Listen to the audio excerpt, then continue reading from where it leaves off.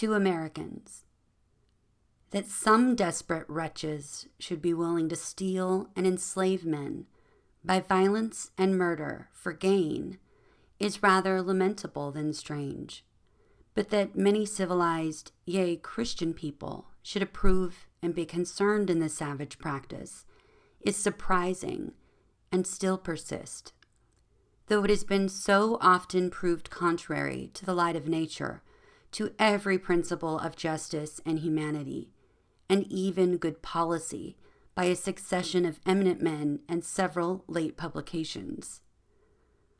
Our traders in men, an unnatural commodity, must know the wickedness of that slave trade, if they attend to reasoning or the dictates of their own hearts, woefully sacrifice conscience and the character of integrity to that golden idol.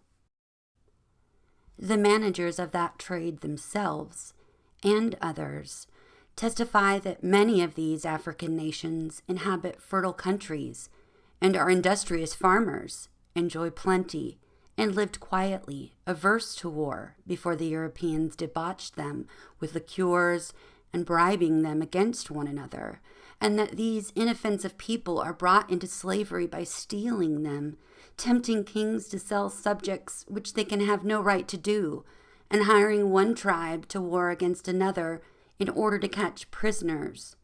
By such wicked and inhuman ways, the English are said to enslave toward 100,000 yearly, of which 30,000 are supposed to die by barbarous treatment in the first year.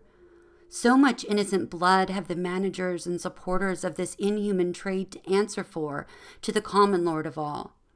Many of these were not prisoners of war and redeemed from savage conquerors, as some pled, and they who were such prisoners, the English who promote the war for that very end, are the guilty authors of their being so. And if they were redeemed, as is alleged, they would owe nothing to the Redeemer but what he paid for them. They show as little reason as conscience, who put the matter by with saying, men in some cases are lawfully made slaves, and why may not these?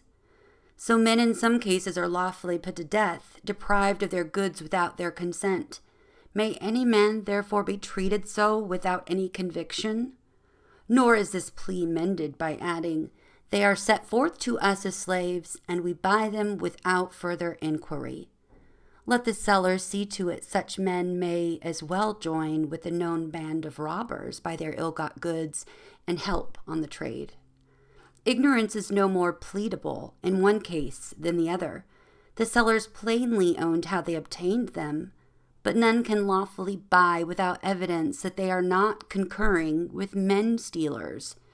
And as the true owner has a right to reclaim his goods that were stolen and sold, so the slave, who is proper owner of his own freedom, has a right to reclaim it.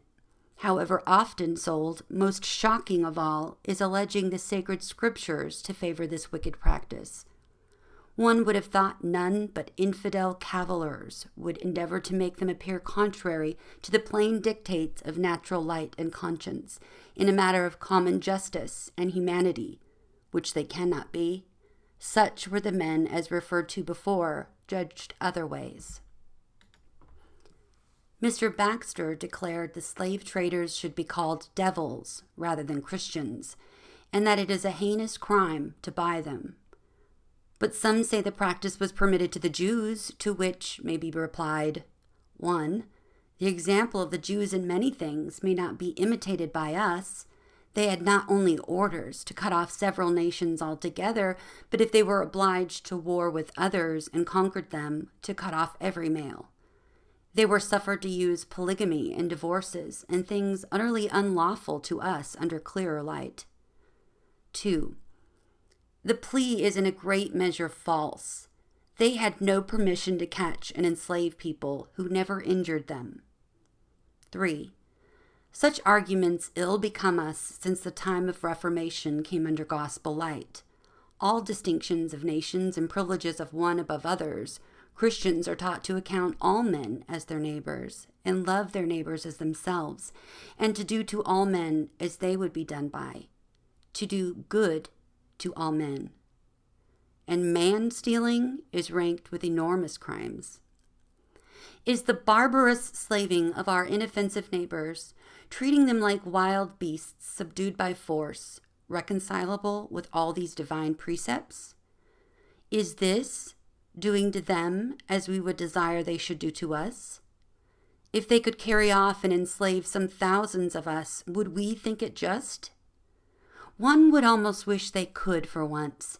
It might convince more than reason or the Bible. As much in vain, perhaps, will they search ancient history for examples of the modern slave trade, too. Many nations enslaved the prisoners they took in war, but go to nations with whom there is no war, who have in no way provoked their conquest, purely to catch inoffensive people like wild beasts for slaves, is a height of outrage against humanity and justice that seems left by heathen nations to be practiced by pretended Christians. How shameful are all attempts to color and excuse it, as these people are not convicted of forfeiting freedom. They have still a natural, perfect right to it, and the governments, whenever they come, should, in justice, set them free and punish those who hold them in slavery, so monstrous is the making and keeping them.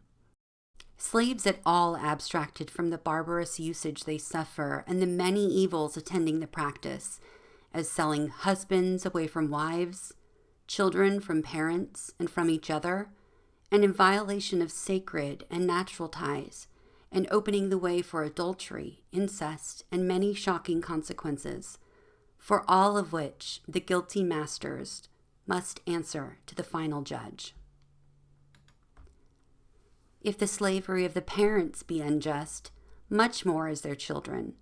If the parents were justly slaves, yet the children are born free, this is the natural, perfect right of all mankind. They are nothing but a just recompense to those who bring them up, and as much less is commonly spent on them than others, they have a right, in justice, to be proportionally sooner free. The chief design of this paper is not to disprove it which many have sufficiently done, but to entreat Americans to consider, 1. With what consistency or decency they complain so loudly of attempts to enslave them, while they hold so many hundred thousands in slavery, and annually enslave many thousands more without any pretense of authority or claim upon them. 2. How just, how suitable to our crime is the punishment with which Providence threatens us. We have enslaved multitudes and shed much innocent blood in doing it, and now are threatened with the same. And while other evils are confessed and bewailed, why not this, especially and publicly, than which no other vice, if all others, has brought so much guilt on the land? To turn the old and infirm free would be injustice and cruelty. They who enjoyed the labors of their better days should keep and treat them humanely. As to the rest, let prudent men, with the assistance of legislatures, determine what is practicable for masters and best for them. Perhaps some could give them lands upon reasonable rent. Some, employing them in their labor still, might give them some reasonable allowances for it, so as all may have some property and fruits of their labor at their own disposal and be encouraged to industry. The family may live together and enjoy the natural satisfaction of exercising relative affections and duties with civil protection and other advantages like fellow men. Perhaps they might sometime form useful barrier settlements on the frontiers. Thus they may become interested in the public welfare and assist in promoting it. The past treatment of Africans must naturally fill them with abhorrence of Christians, lead them to think our religion would make them more inhuman savages if they embraced it. Thus the gain of that trade has been pursued in opposition to the Redeemer's cause and the happiness of men. Are we not therefore bound in duty to him and to them to repair these injuries as far as possible, by taking some proper measures to instruct not only the slaves here, but the Africans in their own countries? Primitive Christians labored always to spread their defining religion, and this is equally our duty while there is a heathen nation. But what singular obligations are we under to these injured people? These are the sentiments of justice and humanity.